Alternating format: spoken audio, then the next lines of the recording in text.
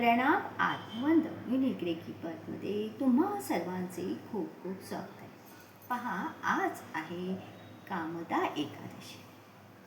या कामदा एकादशीच्या कथा श्रवणाने ब्रह्महत्यादी पाप व पिशाचत्वनाशक करणारे असे हे व्रत आहे. त्यामुळे आपल्या घरामध्ये जर कुणाला कसली हत्येचा दोष असेल किंवा पेशाचत्व म्हणजे घरामध्ये एखाद्या व्यक्तीचा काही मृत्यू झाल्यानंतर त्याच्याद्वारे घरामध्ये काही नकारात्मक स्पंदने असतील तर ते दूर होण्यासाठी आजचे हे व्रत केले जाते. चला तर आपण या व्रताविषयी आपल्या पद्मपुराणानुसार जी कथा आहे आणि महात्म्य आहे ते श्रवण करणार आहोत. गुरुर्ब्रह्मा गुरुर्विष्णू गुरुर्देव महेश्वरा गुरुर साक्षात परब्रह्म तस्मै श्री सद्गुरुवे नमः. पहा, युधिष्ठिरांनी एकदा विचारले, वसुदेव, चैत्र शुक्ल पक्षात कोणती एकादशी येते? भगवान श्रीकृष्ण म्हणाले, राजन, ही कथा लक्षपूर्वक ऐका. जी दिलीप राजाने विचारल्यावर वशिष्ठ मुनींनी सांगितली होती. वशिष्ठ म्हणाले, राजन, चैत्र शुक्ल पक्षात कामदा एकादशी येते. ती परम पुण्यदायी जणू आणि पापरूपी इंधनासाठी जणू वणव्या समान आहे. प्राचीन काळातील गोष्ट आहे. नागपूर नामक नगरात भयंकर नाग निवास करीत होते. पुंडरीक नावाचा नाग तेथे राज्य करीत होता. गंधर्व, किन्नर व अप्सरा सुद्धा त्या नगरात राहत होत्या. तिथे ललिता नामक एक श्रेष्ठ अप्सरा आणि ललित नामक गंधर्व होता.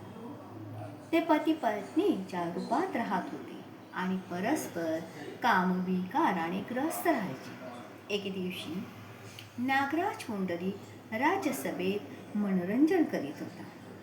ललित गात होता, परंतु तेथे ललिता नव्हती. गाता गाता त्याला ललिताची आठवण झाली, म्हणून त्याच्या पायाची गती थांबली आणि जीभ अडखळू लागली.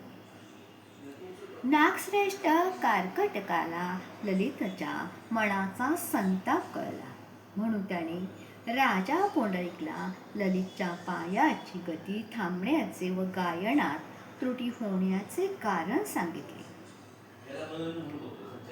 नागराज पुंडरीकाचे डोळे क्रोधाने लाल झाले. त्याने ललितला शाप दिला, दुर्बुद्धी, तू माझ्या समोर गात असतानाही पत्नीच्या वशीभूत झालास. जा, राक्षस बन. तो गंधर्व राक्षस बनला. तिकडे ललिता पतीची विकराळ आकृती पाहून चिंतित झाली. विचार करू लागली की काय करू, कुठे जाऊ, माझे पती पापामुळे कष्ट भोगत आहे. ती रडत रडत घनदाट जंगलामध्ये पतीच्या मागे मागे फिरू लागली. वनात तिला एक आश्रम दिसला. तेथे एक मुनी शांतपणे बसले होते. ललिता त्यांना नमस्कार करून समोर उभी राहिली. मुनी खूप दयाळू होते. ते म्हणाले, शुभे, तू कोण आहेस, कोठून आली आहेस, मला खरं सांग. ललिता म्हणाली, महामुनी, मी वीरवंदा गंधर्वाची पुत्री ललिता आहे. माझे स्वामी राक्षस बनले आहे. ज्या पुण्याने माझे पती राक्षस भावातून मुक्त होतील त्याचा उपदेश द्या.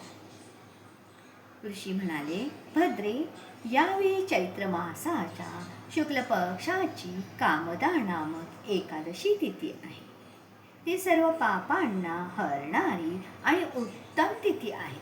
तू तिचे विधीपूर्वक व्रत कर आणि त्या व्रताचे पुण्य आपल्या स्वामीला अर्पण कर. पुण्यदान केल्यावर क्षणाभरातच शापाचा दोष दूर होईल.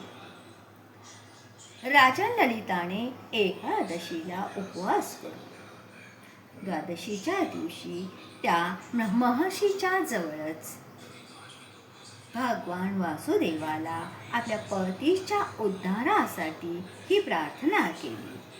ललिताने आपल्या पतीच्या उद्धारासाठी उपवास केला आणि प्रार्थना केली.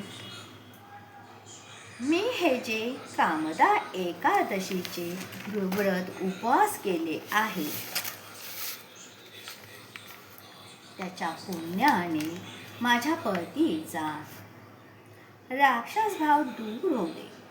वशिष्ठ म्हणतात, ललिताने पुण्य अर्पण करता क्षणीच ललिताचे म्हणजे तिच्या पती ललितचे पाप दूर झाले. त्याला पुन्हा गंधर्वाची प्राप्ती झाली. नृपश्रेष्ठ ते दोघेही पती पत्नी कामदा एकादशीच्या प्रभावाने सुंदर रूप प्राप्त करून विमानावर आरूढ होऊन शोभायमान झाले. हे जाणून या एकादशीच्या व्रताचे प्रयत्नपूर्वक पालन केले पाहिजे. कामदा एकादशी ब्रह्महत्यादी पातकांचा आणि पिशाचत्वादी दोषाचा नाश करणारी आहे. राजन, हे महात्म्य वाचल्याने व ऐकल्याने वाजपेय यज्ञाचे फळ मिळते.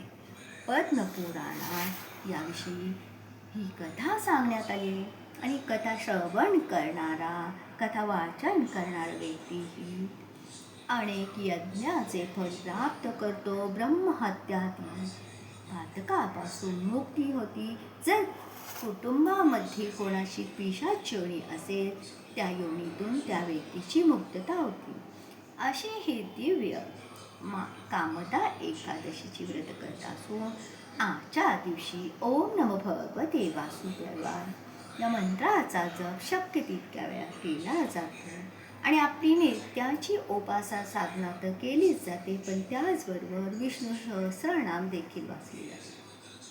आणि संध्याकाळी आपल्या शेजारी जे मंदिर आहे घराजवळ, शिवालय असेल किंवा कोणतंही मंदिरामध्ये जाऊन दीपदान केले जाते. त्याद्वारे आपल्या कुटुंबात येणाऱ्या संकटाची तीव्रता कमी होते. असा आजचा हा पवित्र दिवस याची कथा श्रवण केल्याने सर्वांच्या मनोकामना पूर्ण होतात. जय जय रघुवीर समर्थ. जय सद्गुरू. रेखी आणि अध्यात्मामध्ये आपण अध्यात्माचा अभ्यास करत असताना आपल्या भारतीय संस्कृती आणि परंपरा यांचा देखील अभ्यास करतो. त्या गोष्टी आचरणात आणण्याने आपले शरीर मन आत्मा तर शुद्ध होतो, परंतु कर्मात असणारी दुर्गती ही देखील सद्गती किंवा सदाचारात परिवर्तित होते. जय जय रघुवीर समर्थ. जय सद्गुरू.